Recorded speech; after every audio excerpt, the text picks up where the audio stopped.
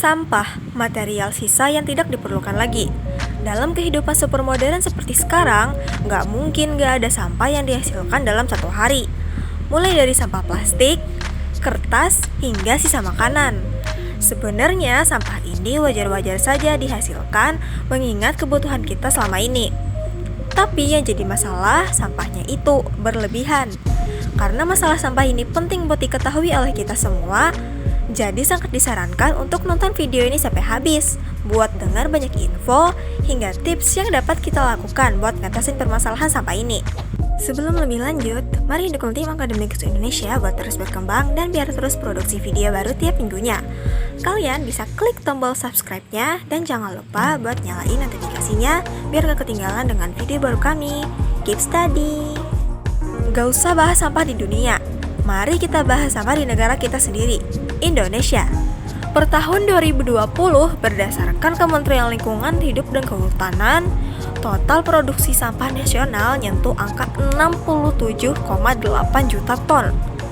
Meningkat dari 2018 yang ada di angka 64 juta ton. Kalau angka ini dibagi per hari dan dibagi sesuai jumlah penduduk kita, maka sampah yang dihasilkan perorangan dalam satu hari pada 2020 adalah 0,68 kg, lebih dari setengah kilo per hari. Dan parahnya lagi, Indonesia tembus di posisi 2 sebagai negara dengan penghasil sampah plastik ke laut terbesar setelah Cina. Sebuah prestasi yang sama sekali tidak bisa dibanggakan. Jika kita pikir kalau sampah yang banyak itu adalah sampah plastik atau sampah-sampah dari industri, nyatanya kita salah. Pada faktanya, sampah yang mendominasi itu sebenarnya sampah sisa makanan. Dan tebak dari mana asalnya? Yap, dari rumah kita sendiri, atau biasa disebut sampah rumah tangga. Banyaknya jumlah sampah sisa makanan ini benar-benar disayangkan sekali, mengingat angka kelaparan di Indonesia yang masih tergolong tinggi.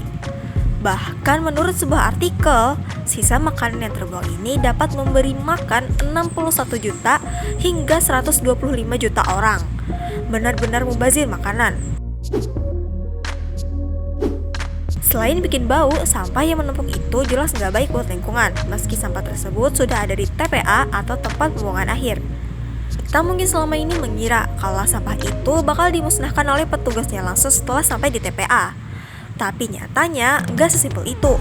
Buat pengelolaan sampah di negara kita sendiri, sampah yang kita kira bakal langsung hilang itu nyatanya kebanyakan masih dikelola dengan cara dibiarkan begitu saja di TPA. Atau istilahnya disebut metode open dumping. Dan metode lain yaitu diratakan dengan tanah atau metode landfill. Sayangnya hal ini jelas gak baik buat lingkungan karena dengan cara tersebut air tanah dan udara yang kita hirup jelas akan tercemar. Dan parahnya lagi bisa saja menyebabkan banjir. Metode-metode lain seperti pembakaran, pembuatan kompos, hingga daur ulang memang dilakukan juga. Hanya saja yang lebih dominan adalah metode open dumping dan metode landfill tadi.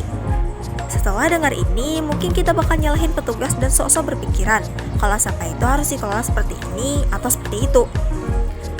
Tapi sebelum saya nyeramahin petugas, mari kita introspeksi diri dulu karena sebenarnya sampah ini salahnya ada di diri kita sendiri. Tadi sudah dikatakan bahwa sampah terbesar itu berasal dari rumah kita masing-masing. Sehingga kalau mau sampah-sampah di TPA nggak banyak dan lebih mudah dikelola, kita harus sadar diri dan berusaha buat ngurangin produksi sampah dari rumah kita sendiri. Ada banyak cara yang bisa kita lakukan buat mengurangi sampah-sampah seperti ini. Mau tahu apa aja? Simak, ini dia. Siapa yang gak tahu sama istilah ini? R3 atau Reuse, Reduce, dan Recycle. Atau kalau dalam bahasa Indonesianya digunakan kembali, dikurangi, dan didaur ulang. Kebanyakan dari kita kayaknya hafal sama istilah ini karena biasanya udah diajarin di sekolah. Hanya saja sayangnya, gak banyak orang yang benar-benar menerapkan hal ini dalam kehidupan sehari-hari. Maka dari itu, mulai habis dengar video ini, cobalah buat mulai terapin perlahan-lahan R3 ini di rumah. Caranya gimana? Kita bisa mengurangi penggunaan plastik kayak kresek ataupun mineral botol. Dengan menggantinya menggunakan tote bag atau tas kain yang bisa digunakan hingga bertahun-tahun. Buat minum, ganti mineral botolnya dengan bawa minuman botol dari rumah yang bisa dipakai berkali-kali. Gak cuma plastik, produksi makanan rumahan pun patut diperhatikan karena seperti yang tadi udah dijelaskan, bahwa sampah makanan adalah sampah paling mendominasi. Jangan sampai ada makanan sisa yang akhirnya membazir begitu aja. Masak secukupnya, dan kalau ada lebih, kita bisa kasih ke tetangga yang belum tentu bisa makan enak seperti kita. Dan tentu saja, daur ulang. Indonesia itu kreatif parah, ya kan? Dengan anugerah Tuhan ini, tentunya sangat disayangkan jika jiwa kreatifnya nggak dikeluarkan. Paling simpel dan semua orang pasti tahu, kita bisa jadiin botol plastik sebagai pot tanaman, tirai, tas, dan lain sebagainya. Intinya, kalau lihat sampah, kita harus bisa berpikir sekreatif mungkin buat ngedaur ulang sampah tersebut menjadi sesuatu yang lebih berguna dan berharga. Dan seperti inilah video tentang sampah kali ini. Tentunya setelah nonton video ini, kita semua diharapkan mampu buat mengelola sampah di sekitar kita. Gak cuma buat kebaikan sendiri, tapi buat kebaikan semua orang. Mengelola sampah dengan baik sekedar bikin bau hilang. Tapi dengan belajar mengelola ini, kamu secara otomatis sudah ikut berpartisipasi buat membangun dunia yang lebih bersih di masa depan. Jadi sampai sini aja kali ini. Dan sampai jumpa di video selanjutnya. Dadah! Buat tahu lebih lengkap tentang pengelolaan sampah, kalian bisa kunjungi satu artikel yang kita rekomendasikan di kolom deskripsi. See you dan terima kasih sudah menonton.